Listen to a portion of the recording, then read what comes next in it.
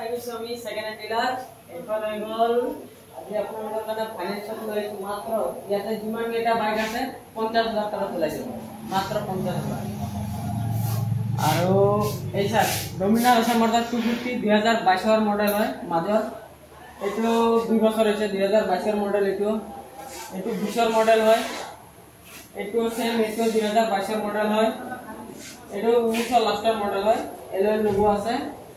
তাৰপিছত এটো ৰানিং হৈছে মাত্ৰ 44 এটো হৈছে 19000 এটো হৈছে আপোনাৰ 38 মান ৰানিং হৈছে এটো হৈছে মাত্ৰ 9000 ৰানিং আৰু এটো হৈছে 28000 ৰানিং তো এটো আপোনালোকৰ তাত কিমান টকা লৈ আহিলে এইবিলাক বাইক লৈ যাব লব পাৰিব 50000 টকা লৈ আহক ইয়াৰ পৰা আপুনি 50000 ৰ যিকোনো বাইক লৈ যাব পাৰিব এই এন্ড্ৰপটো দি দিলে এটো 40000 দিব মাত্ৰ 40000 ডাউন পেমেন্ট দিলে ওলাই যাব ন হয় এতিয়া আপোনাৰ এইটো এড্ৰেছটো কোনখিনি হয় এটো হ'ল ঢেকিয়াজুৰি বাছ ষ্টেণ্ডৰ ওচৰত এখন সেকেন্ড হ্যান্ড ডিলাৰ আছে বাছ ষ্টেণ্ডৰ লগত ডনবস্কো স্কুলৰ উল্টা চাইডত আছে মটৰত লাগিলে লোকেশন দি দিম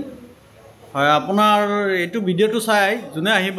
তেওঁ কিবা স্পেশাল ডিসকাউন্ট আছে নেকি ডিসকাউন্ট আছে ডিসকাউন্ট হৈ যাব ন আৰু বাইকৰ লগত ফ্ৰী কি দিব